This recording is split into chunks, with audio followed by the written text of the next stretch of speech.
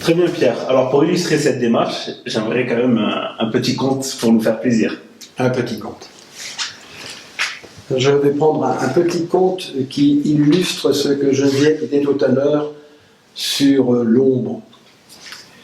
Et donc, l'histoire se passe au sud du Sahara, dans le Sahel, dans cette zone désertique, où la nourriture est tellement peu abondante que les gens, on connaît la famine.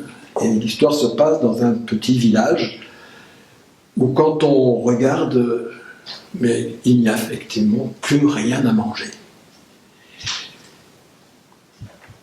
Curieusement d'ailleurs, dans ce village où il n'y a plus rien à manger, où les gens sont prêts à mourir de faim, il y a belle lurette qu'ils ont mangé les semences de la récolte d'après, il y a au milieu un arbre magnifique, couvert de fruits.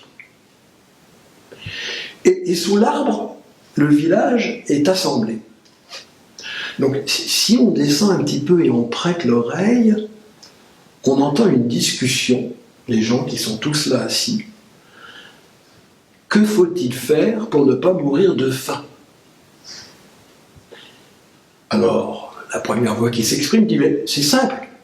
On m'a toujours dit dans ma famille que l'arbre était couvert de fruits succulents et qu'il suffisait de cueillir pour se rassasier et que les fruits en plus repoussaient tout de suite après.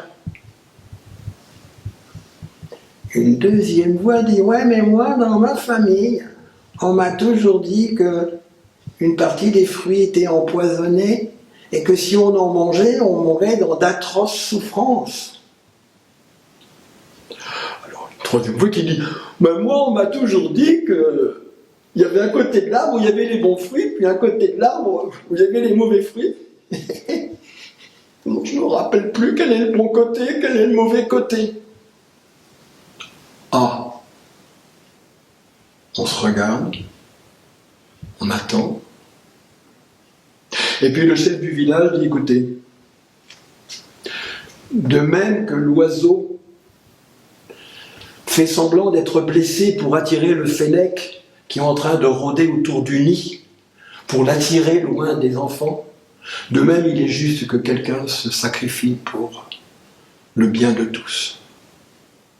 Et donc à celui qui voudra bien goûter de l'arbre, s'il survit, je lui donnerai même ma fille en mariage. Et là, le petit berger qui n'a plus beaucoup d'animaux à garder, parce qu'il y a longtemps qu'ils les ont tous mangés, le petit berger qui est amoureux depuis longtemps, depuis la fille du chef, et qui évidemment n'osait pas le dire, se précipite, après avoir jeté un petit coup d'œil en coulisses à la jeune fille, qui l'encourage comme ça, et il dit, moi,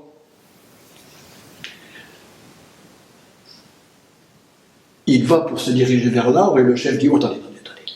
C'est une décision importante, donc on va tous faire un cercle, tu te mets au milieu, et on va te soutenir pour que tu puisses faire le bon choix. Et là, les tambours commencent à battre. Et ça dure, et ça dure. Puis les tambours s'arrêtent. Silence général, c'est le moment angoissant. Le jeune homme s'avance. Spontanément, il va du côté de l'arbre où se tient par hasard la jeune fille, prend un fruit et le mange. Ça a l'air très bon, hein, les gens vont se lever pour aller manger de l'arbre à sa suite, et le chef, très prudent, dit non, attendez. On ne sait pas si le poison, si c'est le côté empoisonné, agit rapidement ou pas. Donc, on va tous aller se coucher, et on va attendre demain matin pour voir si le jeune homme a survécu. Alors, ils vont tous se coucher, chacun de leur côté. Le jeune homme et la jeune fille, on ne sait pas, l'histoire n'a pas dit où ils allaient dormir. Mais au petit matin, le jeune homme est toujours vivant.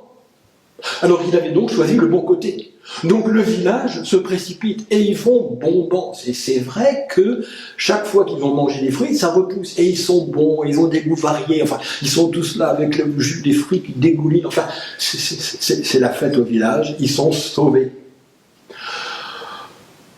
Une fois rassasiés, ils célèbrent les noces du jeune homme et de la jeune fille. Et c'est reparti pour 8 jours de bombance.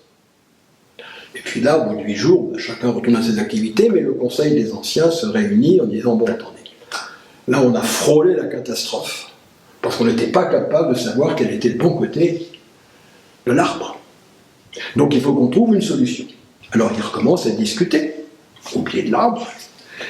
Il y en a qui dit, bah, écoutez, c'est simple, on n'a qu'à mettre un ruban aux branches du bon côté.